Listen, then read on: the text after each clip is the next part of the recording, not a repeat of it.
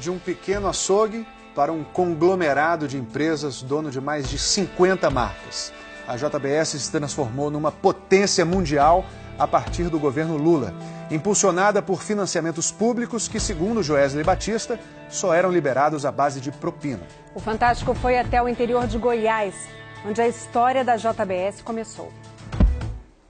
Carnes de boi, de frango, embutidos, frios, alimentos congelados, laticínios, produtos de limpeza, de higiene pessoal, roupas, calçados, insumos para a fabricação de papel, um canal de televisão, um banco. O que todos esses produtos e serviços têm em comum?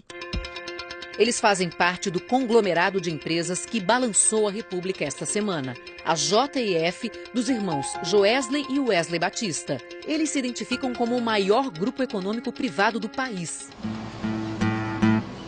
A história desse império construído pela família Batista começa bem aqui, nessa cidade, em Anápolis, no interior de Goiás. Mais precisamente em 1953, com o pai de Wesley e Joesley, seu Zé Mineiro. Eu comecei num matadourozinho da prefeitura, lá dentro da cidade. Este depoimento de José Batista Sobrinho, o Zé Mineiro, está em um vídeo promocional do grupo.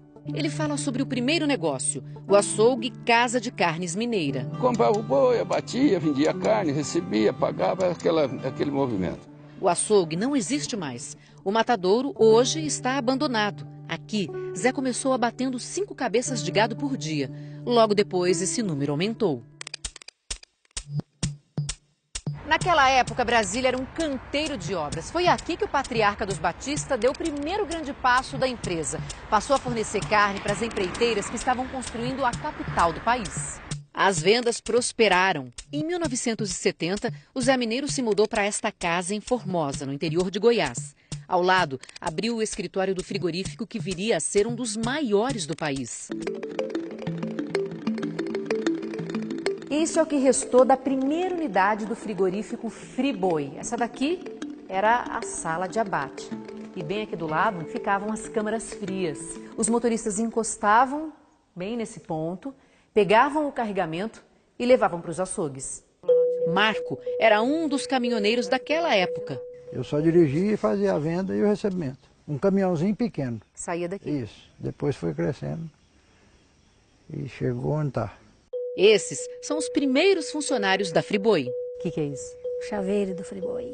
Frigorífico Friboi Limitada, Formosa, Goiás, Fazenda Brocotó. Aqui o endereço, aqui onde nós estamos. Eu era auxiliar de contabilidade. Começou com quantos funcionários aqui? Começou com 25, 30, não. Eu sabia que eu ia chegar onde chegou. Na década de 80, esta unidade do frigorífico fechou, mas a família Batista foi abrindo outras na região. O pai deixou o comando da Friboi. Nomeou o filho mais velho para a função, José Batista Júnior. Os outros 2 filhos homens, Wesley e Joesley, também assumiram cargos de chefia. A Friboi foi crescendo ao rodar o país para comprar frigoríficos endividados e recuperar as unidades. Em 2006, Joesley virou o presidente da empresa, que passou a se chamar JBS, as iniciais do nome do pai. No ano seguinte, 2007, viria o grande impulso nos negócios. Com o apoio do governo Lula e uma ajuda importante do BNDES, o Banco Nacional de Desenvolvimento, a JBS se expandiu mundialmente. Na delação que fez a Procuradoria-Geral da República, divulgada esta semana, Joesley relembrou o primeiro contato com o banco estatal. A gente fez a nossa primeira abordagem no BNDES, mostrando a possibilidade que teria, né, qual seria a possibilidade da gente poder internacionalizar as empresas brasileiras. Ele também relacionou os empréstimos a pagamento de propina. Entre 2007 e 2010, o banco injetou mais de 8 bilhões de reais na JBS. Hoje, é dono de 21% da empresa. Abastecida pelo dinheiro público, a JBS comprou gigantes internacionais no setor de carnes e aves.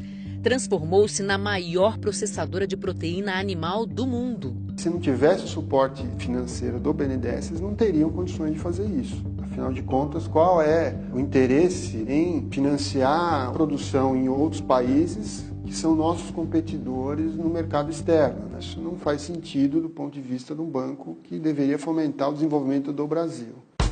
A expansão se acelerou e a JBS começou a diversificar as atividades. As mais de 50 marcas foram reunidas no conglomerado JEF Investimentos, com empresas no mundo todo. Você ter acesso a uma fonte de financiamento barata dá muita vantagem para a empresa em relação a quem não tem esse acesso ao financiamento. Na mesma velocidade, aumentava a relação dos irmãos Batista com a política. Nas eleições de 2010, a JBS doou 65 milhões de reais para candidatos de vários partidos. Em 2014, esse valor saltou para 366 milhões de reais. E isso sem contar os pagamentos via Caixa 2, como Joesley contou na delação. Propina disfarçada de doação política. Um dos beneficiados, segundo o executivo, teria sido o presidente Michel Temer. Ele nega. Há 5 anos, Temer foi um dos 1000 convidados do casamento de Joesley, em São Paulo. A chegada da Lava Jato atingiu os irmãos Batista. Desde o ano passado, a JEF virou alvo de 5 investigações da Polícia Federal. A última delas, há 3 semanas. Os policiais estiveram na casa de Joesley Batista, dono da JBS. Houve busca e apreensão também na casa do irmão dele, Wesley Batista. A Operação Bullish apura irregularidades nos empréstimos do BNDES no grupo. O banco nega. Esta semana, Joesley divulgou uma nota dizendo que a empresa não honrou os valores com o poder público brasileiro. Depois das delações, os irmãos Batista se preparam para um novo capítulo nos negócios. Nos Estados Unidos, onde hoje já estão boa parte de suas operações, como conta de Nova York a repórter Sandra Coutinho. Os irmãos Batista chegaram aqui determinados a criar um império em solo americano. E enquanto faziam isso, se cercavam de luxo. Eles seriam os donos da cobertura deste prédio de alto padrão num dos endereços mais nobres de Nova York. O apartamento foi comprado no ano passado por 38 milhões de dólares, quase 125 milhões de reais. O valor é superior, por exemplo, à multa aplicada a Joesley Batista pelo Ministério Público Federal, 110 milhões de reais. Fotos do apartamento divulgadas por uma imobiliária americana mostram o nível do empreendimento, de quase 900 metros quadrados. Nas redes sociais, a mulher de Joesley, a jornalista Tiziana Vilas Boas, mostrava a rotina de quem frequentava os melhores restaurantes da cidade. E o registro de férias em Martha's Vineyard, destino de milionários e ex-presidentes americanos como Bill Clinton e Barack Obama. Os negócios do grupo JEF nos Estados Unidos começaram 10 anos atrás com uma cartada ousada. Eles tiveram uma ideia de expandir internacionalmente de forma bastante agressiva, visualizaram uma oportunidade de aquisição de uma grande empresa nos Estados Unidos, que é a Swift. A compra do frigorífico Swift em 2007 por 1 bilhão e 400 milhões de dólares e 2 anos depois, a produtora de frango Pilgrim's por 2 bilhões e 800 milhões de dólares. Foram os passos iniciais para a empresa se tornar uma gigante também nos Estados Unidos.